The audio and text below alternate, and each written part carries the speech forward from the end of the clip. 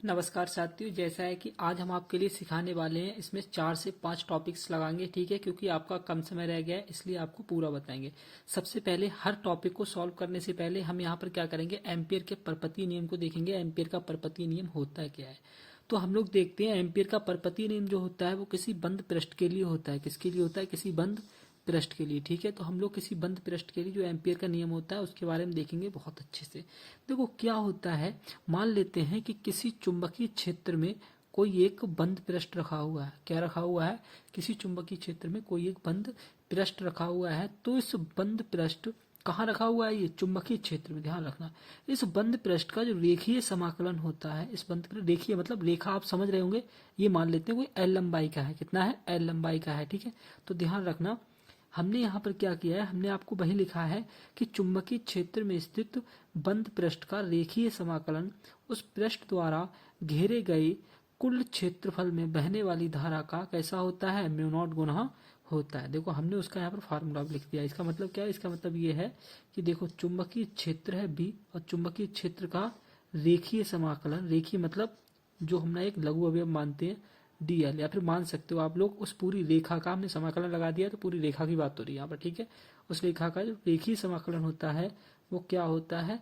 उसमें प्रवाहित होने वाली धारा का म्यू नॉट गुना होता है। इसी को हम क्या कह देते हैं?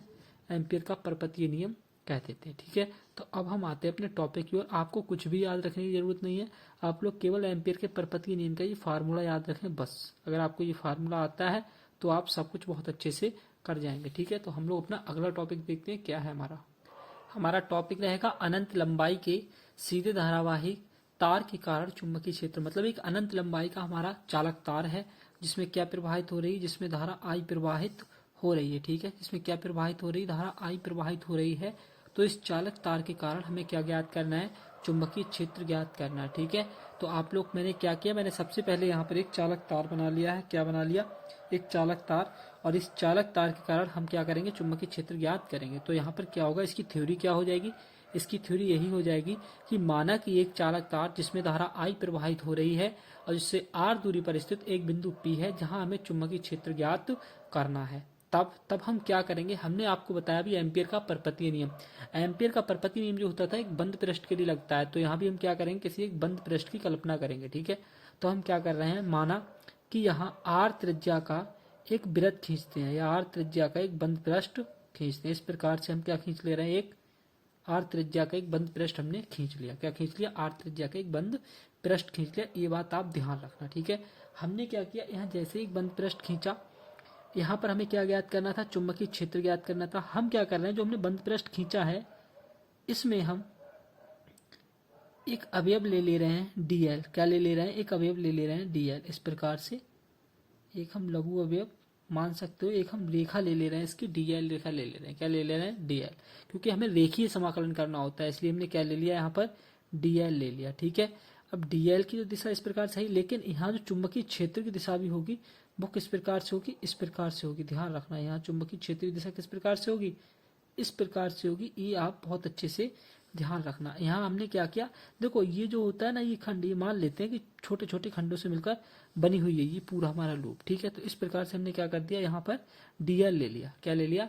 डीएल ले लिया, एक खंड ले लिया इसका डीएल, ठीक है। अब देखो यहाँ पर क्या करेंगे हम लोग, यहाँ हम क्या करेंगे, तब लिखेंगे तब एम्पियर के परपतीय नियम से, तब एम्पियर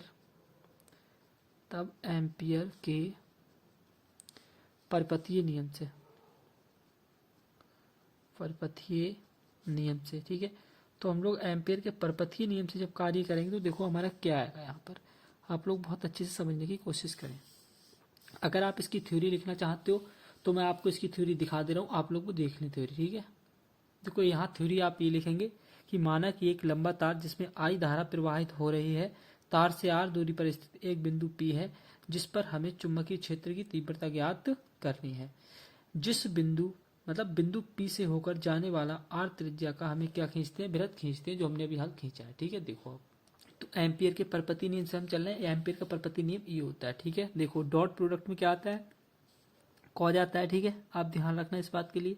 तो हम लिख सकते हैं B D L cos theta बराबर म्यू नॉट आई, ठीक है। अब आप क्या देखेंगे, यहाँ आप देखेंगे हमने अभी आपको बताया कि चुंबकीय क्षेत्र बी और डीएल एक ही दिशा में है, तब यहाँ पर बनने वाला कोण क्या हो जाएगा, थीटा बराबर हो जाएगा 0। क्या हो जाएगा सर, थीटा बराबर 0 हो जाएगा। ठीक है, तो यहाँ आ जाएगा तुम्हारा वी डी एल कॉज 0 हो जाएगा और बराबर क्या आ जाएगा, म्यू नॉट आई। ठीक है, अब हम क्या करेंगे, देखो आप लोग यहाँ पर कॉज 0 का मान कितना होता है सर, 1 होता है। कॉज 0 कितना होता है, 1 होता है। तो यहाँ हमारा कितना रह गया, वी डी एल बराबर म्यू नॉट आई। ठीक है, अब हम क्या करेंगे, बी को तो बाहर निकाल लेंगे। बी को कहाँ निकाल लेंगे, बाहर निकाल लेंगे।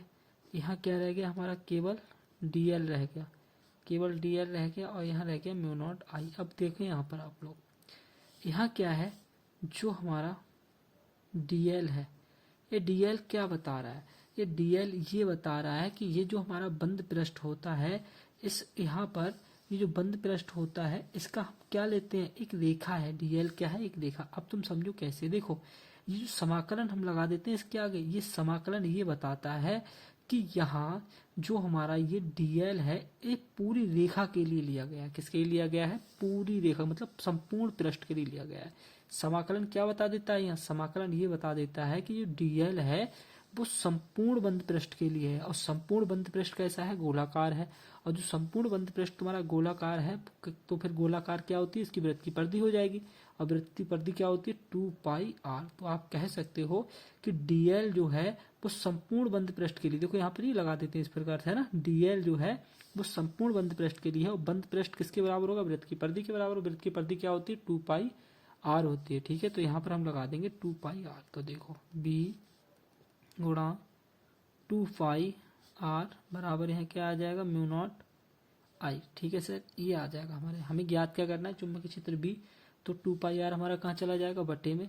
तो b बराबर आ जाएगा हमारा म्यू नॉट आई अपॉन 2πr, और ये आ जाएगा हमारा चुंबकीय क्षेत्र बी। ठीक है, इस प्रकार से आपको ये पहला टॉपिक हमारा सॉल्व हो गया।